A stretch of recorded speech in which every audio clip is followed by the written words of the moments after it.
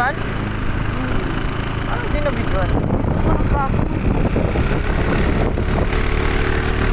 Samat pala tong ano na to, Bataan na to. Yung lugar niya Samat. Kaya pala ano.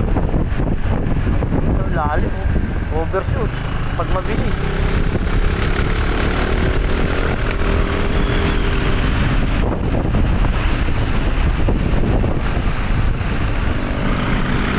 Ganyan lang. Mamaya pag-uot baka mag-import sa tayo dun eh. Medyo lang, pababa. Ganda, hindi mo naman alam yung daan. Delikado yun. Saka madulas yung kalsada oh. Pag makikeri ito, ingat lang sa ano kasi nagtitulan-ulan. Yan yung madulas. Yan, nalisin yung mo rito. Tama naman oh, nangingintab po. Pag makikeri sa Samat, Bataan.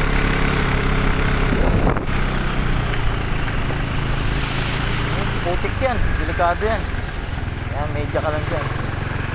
Ginagawa pa lang to. Yan, delikado dito, yung carry ito. Ibaling mabagal.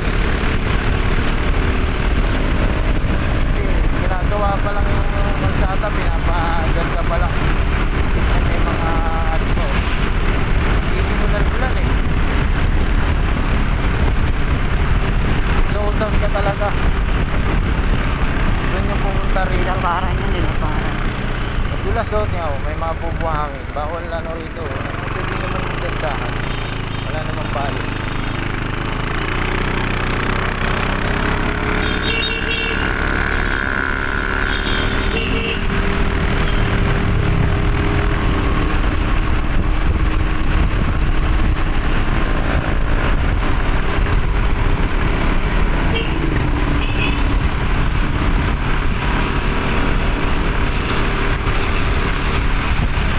Ganda ka lang maputi. Dulas eh, no?